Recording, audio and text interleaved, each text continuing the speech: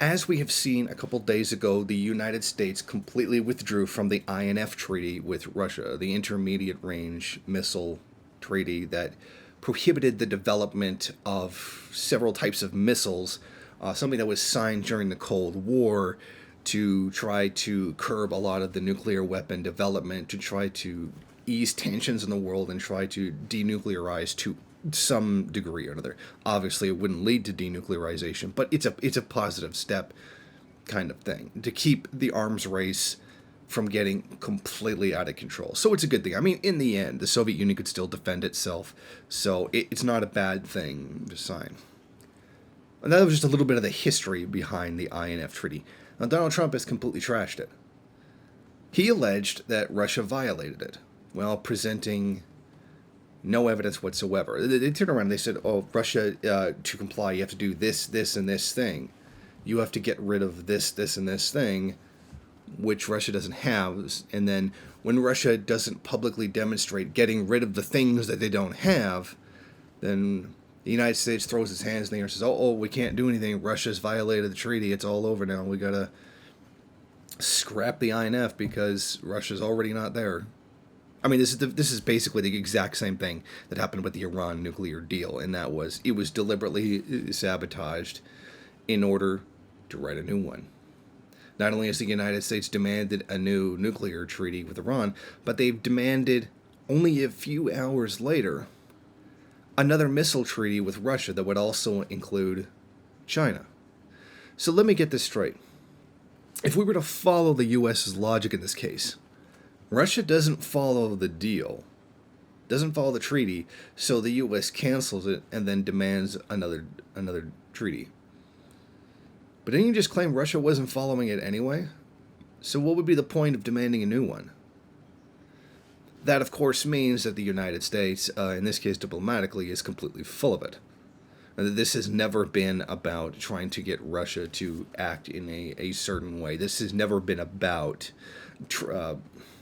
all the nonsense they spew about this. The United States very clearly wanted to abandon this treaty in order to develop new missile technology. And it was, I believe, only 2 hours after they announced that they were withdrawing from the INF treaty that they announced that they were building new intermediate range missiles and said that they were going to be placed inside of Asia. Now, they didn't say when these missiles would be finished. They said, depending on the manufacturing process, these things tend to take longer than usually planned, which is true. But they also didn't say where in Asia these missiles would be put. Well, I think it's pretty obvious, at least to me. I could be wrong, but I think, given the history of the region, that those missiles are going to be placed inside of South Korea. If you look at everything the U.S. has done with the DPRK under Donald Trump, huge words about changing things. Great big, glossy, shiny photo ops. Great words of cooperation and all kinds of things. But was completely substanceless. The U.S. made all kinds of promises to the DPRK. Okay, we'll get rid of some of the sanctions and then you'll reciprocate by taking X whatever step. But the U.S. never withdraws those sanctions. And then the DPRK is standing there saying, okay, well, do your thing, get the ball rolling, and we'll cooperate. But then the U.S. never does it. And then when the U.S. doesn't do it, Trump turns around, or the United States turns around, points to the DPRK, and blames them for things never having started. So we could see basically how U.S. policy is flying at this point. We kind of really see what's going on. So if those missiles are going to be stationed in Asia, I think very obviously they're going to be placed in South Korea because that's probably their biggest puppet government in the region. Some people would say Japan, but I think Japan's a little bit more resistant to U.S. influence. Now, keep in mind, they are still a U.S. ally. They are still going to do what the U.S. does, but they have a greater ability to resist than South Korea does. Now, those missiles won't just be aimed at the DPRK in order to instigate a further conflict with Democratic People's Republic. But they're going to turn those missiles a little bit west and aim them at China as well. I mean, look at what's going on with China right now. They're trying very, very hard to sabotage any effort to have a mutually beneficial trade deal with China. Again, the United States accuses China of using the deal to exploit the United States. LOL. Presents no evidence whatsoever of it, and then just unilaterally withdraws and then demands a new one.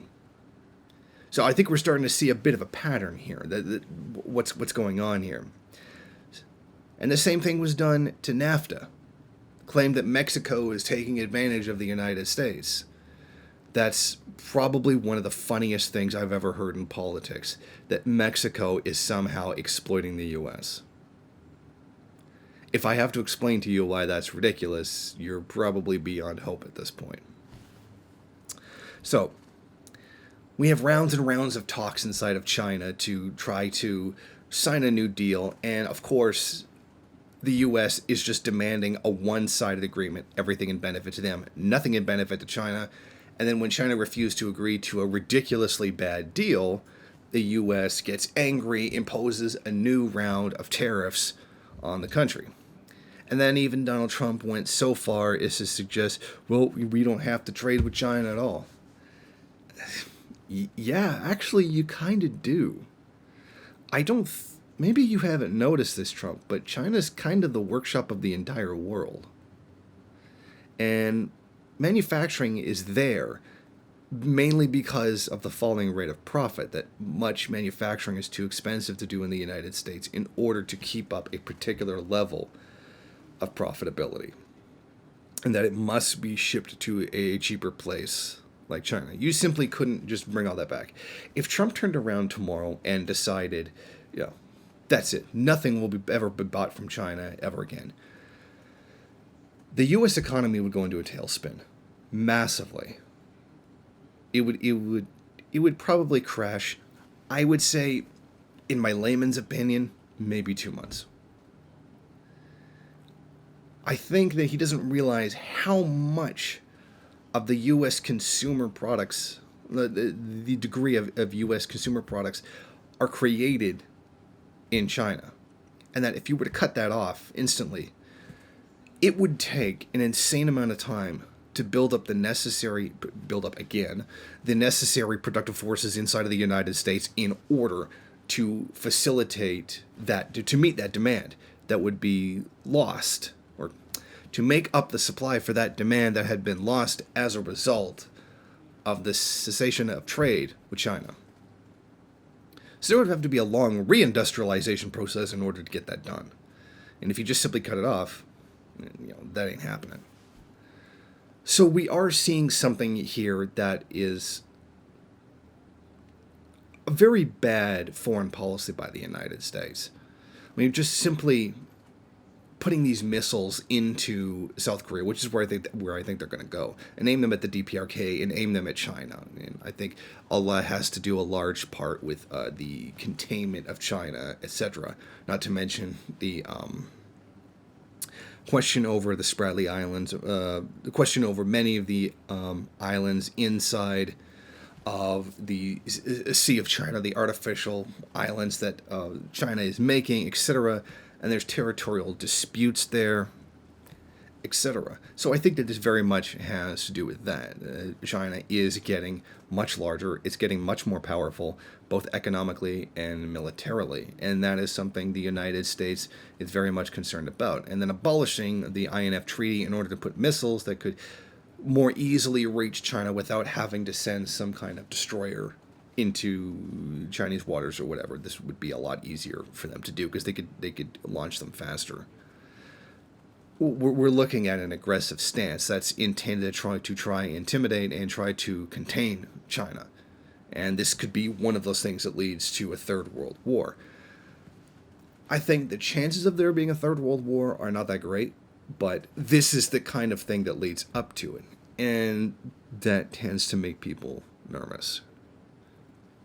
And I think those are some things that I wanted to add to my appearance on Press TV the other day, because Press TV asks specific questions. There's a limited amount of time that I have to answer, so I can't get to absolutely everything it is that I wanted to point out. So I thought I wanted to expand upon that here in order to get out everything it is that I wanted to say. So thank you for watching. Please, rate, comment, subscribe, do all that. And thank you for watching. Thank you for watching. If you like this program, then please head over to my Patreon page and set up a monthly donation. It's your donations that keep this program running.